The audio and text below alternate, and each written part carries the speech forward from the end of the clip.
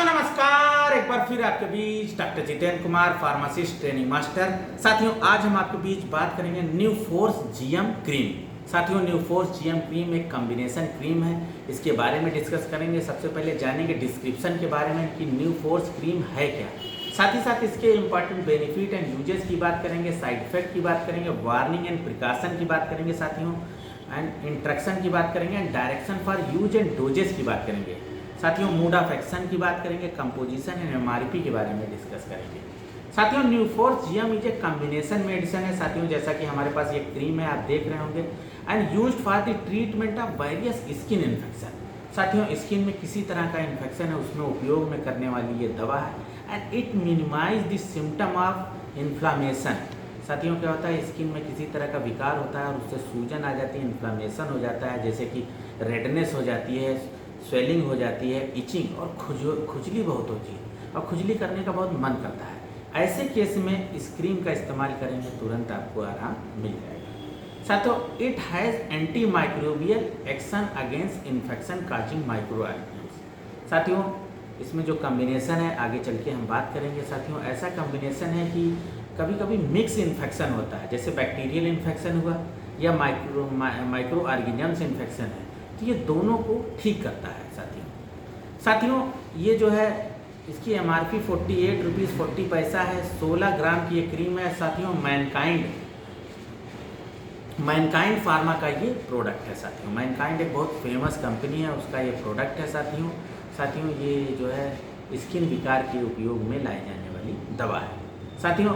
48 रुपये 40 पैसा एमआरपी है इसका, 16 ग्राम की है। सभी एलोपैथिक केमिस्ट की दुकान पे डॉक्टर के प्रिस्क्रिप्शन से ये मिल जाएगी साथियों। ये देखिए शेड्यूल एच की दवा है, डॉक्टर के प्रिस्क्रिप्शन से, डर्मेटोलॉजिस्ट है, स्किन स्पेशलिस्ट है या फिजिशियन है, तो जो है रजिस्टर्ड मेडिकल प्रैक्टिशनर है, उसके लिखने से ये मिल जाती है साथियों। बेनिफिट एंड यूजेस की बात करेंगे तो साथियों जैसा कि डिस्क्रिप्शन में बताया है, स्किन इन्फेक्शन में उपयोग में लाई जाने वाली दवा है, जैसे कि इचिंग हो जाती है, रेडनेस हो जाती है, स्वेलिंग हो जाती है, और टू ट्रीट फंगल इन्फेक्शन, किसी तरह का फंगल इन्फेक्शन है उसमें इस्तेमाल की जाती है, and to treat yeast infection of the vagina. कहने का मतलब होता है महिला और पुरुष के जननांग में क्या होता है कि ईस्ट इन्फेक्शन हो जाता है, उसमें इस्तेमाल की जाती है। और ईस्ट इन्फेक्शन मुंह में भी हो जाता है, माउथ इन्फेक्शन हो जाता है, और स्किन सच एज कि जैसे एथलीट फूड हो जाता है। कहने का मतलब है कि जो पैर की उंगलियां हैं, हाथ की उंगलियों के बीच में स्किन सड़ ऐसी जाती है और वाइट हो जाती है और इचिंग होने लगती है, या जॉक इच ये होता है साथियों की स्किन में जो है उंगलियों के बीच में चकत्ते ऐसे पड़ जाते हैं और खुजली करने का बहुत मन करता है। और जो है दाद जिसको कहते हैं इंग्लिश में रिंग वार्म इन्फेक्शन में भी उपयोग करने वाली दवा है साथियों। एक्जिमा हो जाता है, एक्जिमा हो जाता है, उसमें भी इस्तेमाल की जाती है।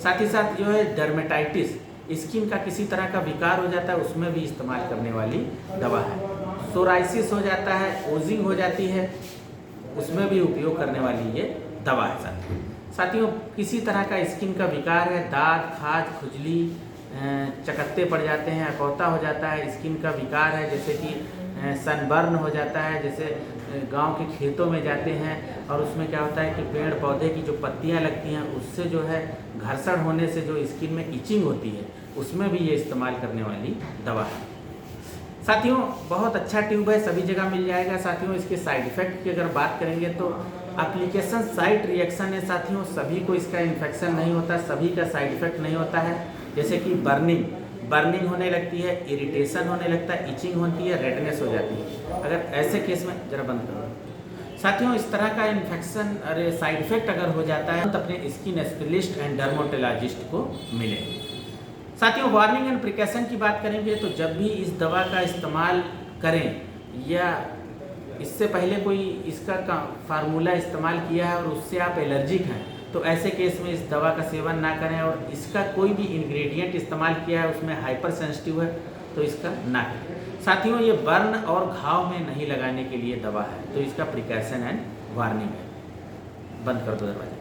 इंट्रक्शन की बात करेंगे तो साथियों बहुत सी दवाइयों के साथ इंट्रक्शन है, जैसे कि जब भी डॉक्टर या फार्मासिस्ट के पास आप जाते हैं और किसी तरह का जो है आप दवा पहले से खा रहे हैं या कोई बीमारी है तो तुरंत बता दें, ताकि डॉक्टर अपने विवेक से उस हिसाब की दवाई लिख सके। जैसे कि वेंकोमाइसिन के साथ इसका इस्तेमाल नहीं होगा। जैसे लूप डायरेटिक अगर किसी की चल रही है, जैसे कि लैसिक्स है, फ्रूसिमाइड चल रही है, उसमें इसका इस्तेमाल नहीं चलेगा। एम्फोटेरिसिन बी है, सिफाइलोस्पोरिन एंड कोलेस्टीन, उसमें इसका इस्तेमाल नहीं होता है।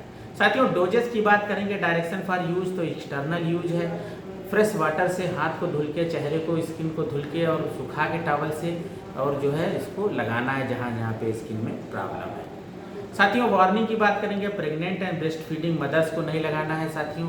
साथ ही साथ इसके हम मैकेनिज्म ऑफ एक्शन की बात करेंगे तो साथियों वीडियो बड़ा हो जाएगा, अलग अलग बताएंगे।